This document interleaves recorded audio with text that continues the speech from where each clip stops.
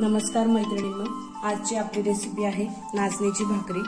नाचणीचे जीवनसत्व त्यातले महत्त्व सगळ्यांनाच माहिती आहे की किती महत्त्वाची असते आपल्या आयुष्यात। नाचणी म्हणजे एक जीवनसत्वाने भरलेलं असं भंडार आहे। ते प्रत्येकाने एकदा तरी खायला पाहिजे आठवड्यातनं। खूपच सुंदर अशी टेस्ट लागते या भाकरीची। आणि तुम्ही माझ्या चॅनलला अजून लाईक आणि सबस्क्राइब केलं नसेल तर नक्की करा। चला तर मग बघूया नाचणीची भाकरी कशी बनवायची, झटपट आणि फटाफट।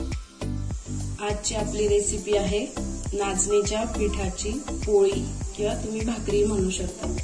चला तर मैत्रिणींनो, आता बघूया आपण नाचणीच्या पिठाच्या पोळीसाठी लागणारं साहित्य। 1 कप नाचणीचं पीठ। नाचणी धुवून स्वच्छ ती सुकवून घ्यायची फॅन खाली आणि मग ती दळून आणायची। आणि ते पीठ मी घेतलं 1 कप। थोडा अर्धा चमचा मीठ घेतलंय, हाफ टीस्पून।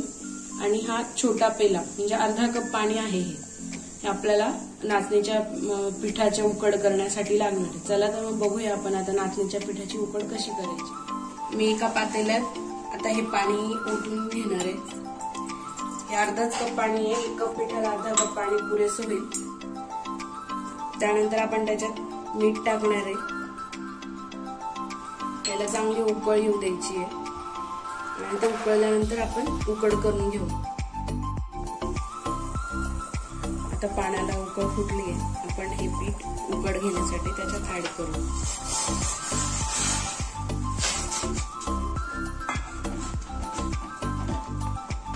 अशा पद्धतीने उकळ घ्यायची आहे त्याची। अगदी सोपं काम आहे आणि अगदी झटपट होते। भाकरी थापायचंही टेन्शन नाही, मस्त लाटून भाकरी करायची आणि खूप टेस्टी लागते। उकड झाल्यानंतर ती अशा पद्धतीने दिसेल। ती मी ताटात काढून घेतली। थोडी तिची वाफ निघू द्या आणि मग हाताने व्यवस्थित मळून घ्या। अशा पद्धतीचा गोळा तयार होतो उकडचा। यात आपल्या आरामात 3-4 भाकरी होतील। तुम्ही आता त्या कशा लाटायच्या मी ते तुम्हाला दाखवते। सर्वात आधी गॅसवर तवा तापायला ठेवायचा आहे आणि मग आता तुम्ही लाटायला सुरुवात करू शकता।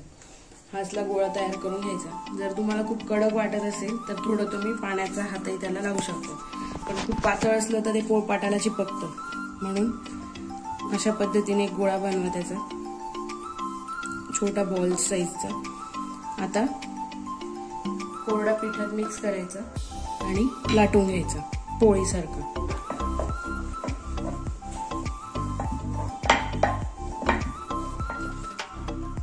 अशा पद्धतीने आपली भाकरी आता लाटून तयार आहे। आपण ती तव्यावर शेकण्यासाठी टाकू। गॅस मीडियम ठेवायचा आहे जेणेकरून भाकरी जळायला नको। थोडं पाण्याचा हात लावा भाकरीला अशा पद्धतीने आणि थोडं पाणी सुकत आलं की बाजू पलटायची। पाणी सुकल्यानंतर मी ही बाजू पलटवून घेतली आहे भाकरीची। आता 5 मिनिटानंतर 1-2 मिनिटानंतर ही पण बाजू आपण पलटवून घेणार। एकदा चेक करा, खालून अशा पद्धतीने त्याला बुलबुले आलेले असतात। आता तिची पलटवायची वेळ आलेली आहे। तर ही भाकरी फुल गॅसवर तुम्ही शेकून घ्या।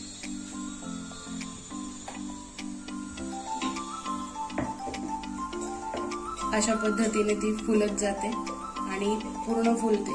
विशेष म्हणजे तिला कुठल्याही पद्धतीच्या टेक्निकची गरज लागत नाही।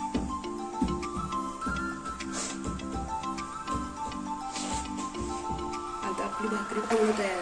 पण मी या भाकरीवर थोडं तूप टाकून घेतलंय। तूप टाकून खूप मस्त लागते आणि खूप टेम्पटिंग अशी टेस्ट लागते तिची। तुम्ही भाजी बरोबर खा, चटणी बरोबर खा, लोणच्या सोबत खा, खूप मस्त होते ही भाकरी। हे बघा मैत्रिणींनो, आपली नाचणीची भाकरी तयार आहे। आणि ती लाल मिरचीचा ठेचा, कांदा, लिंबू, पापड याच्यासोबत सर्व करते। खूपच टेम्पटिंग अशी दिसते ती आणि खायला तर एकदम मस्त लागते। तुम्ही नक्की प्रयत्न करा आणि ट्राय करा। खूपच सुंदर, सोपी आणि मस्त रेसिपी आहे, कमीत कमी साहित्यात बनणारी।